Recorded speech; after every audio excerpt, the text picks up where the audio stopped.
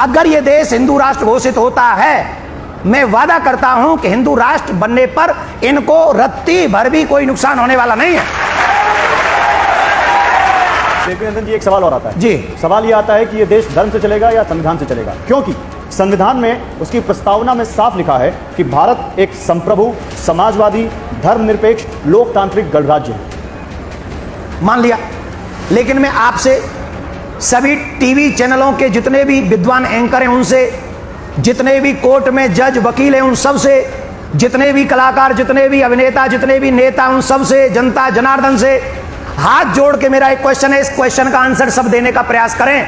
ईमानदारी से बताएं कि यह संविधान कब तक सुरक्षित रहेगा इस देश में, कब तक सुरक्षित रहेगा? यह बिगेस्ट क्वेश्चन है, यह यक्ष क्वेश्चन है। यह संविधान हमेशा सुरक्षित रहे, इसके लिए हिंदू राष्ट्र की संविधान पर खतरा है। 15-20 साल और रुक जाओ। आज आपके सामने यहां मथुरा से 50 कोस दूरी पे, 50 किलोमीटर 84 कोस की परिक्रमा, जहां सब लोग करते हैं, पूरा विश्व का लोग आता है, 84 कोस की परिक्रमा होती है। वहां पर क्या हुआ?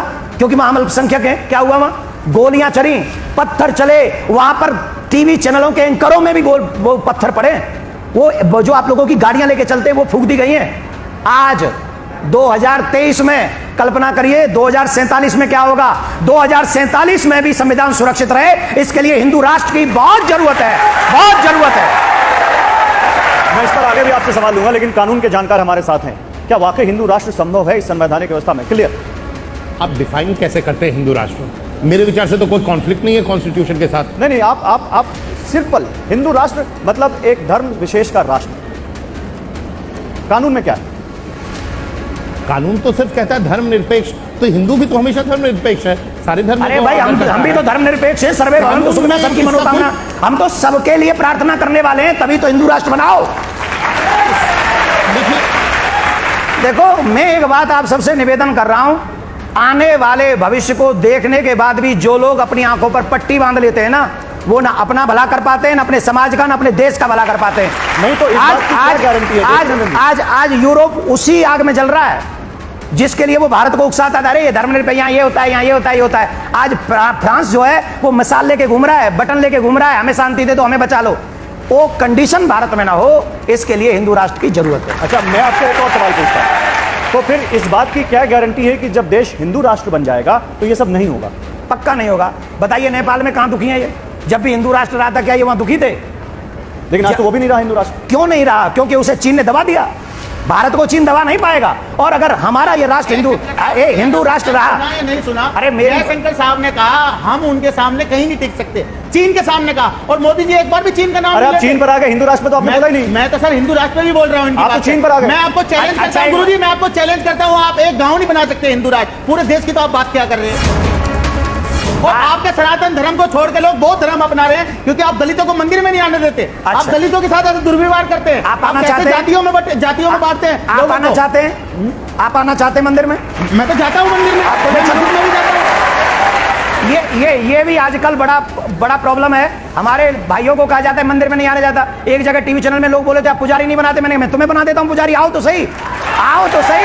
पूजा मैं आपको भी पुजारी बना सकता हूं, कसम से मंदिर बनवा के दूंगा और बढ़िया तिलक लगाना, तुलसी दूंगा, दीक्षा भी दूंगा, आप लो तो सही। नहीं, लेकिन मैं ओम जी, हिंदू राष्ट्र ये देश जब बना था, जब आज़ाद हुआ था, और जब उस संविधान सभा में इस बात को लेकर डिस्कशन हुआ तो बात ये हुई कि माइनॉरिटीज़ का ख्याल कैसे रखा जाए। संविधान के हमारे निर्माताओं ने शायद इसी बात को ध्यान रखते हुए इस देश में सेकुलरिज्म का वो नींव रखी।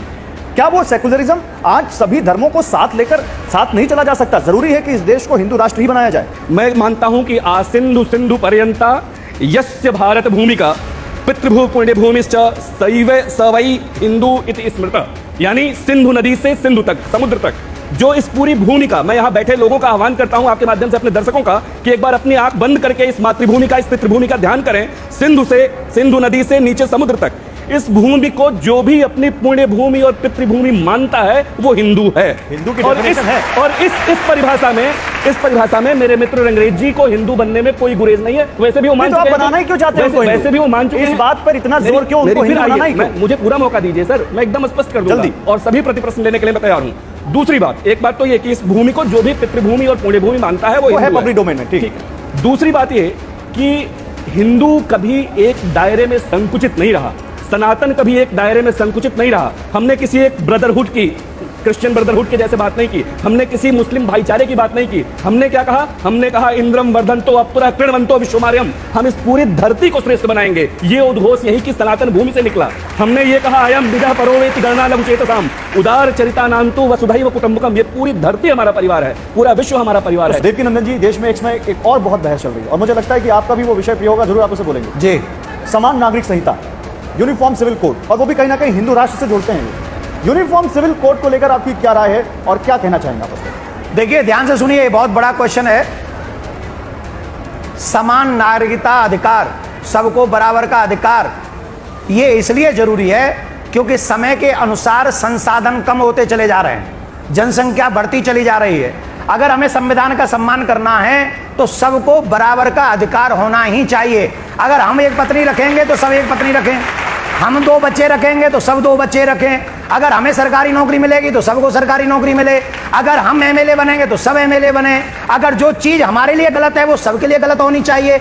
एक मेरा मजहब इस बात को नहीं मानता। यही तो मुस्लिम पक्ष की दलील है कि आप हिंदू कानूनों को मुस्लिमों पर, जिनको संविधान से पर्सनल लॉ मिला हुआ है, वो लागू करना चाहते हैं। आप क्या गलत बात कर रहे हैं? आप देखिए मुस्लिम कंट्रियों में हमारे से ज्यादा सख्त कानून है इसी विषय पे।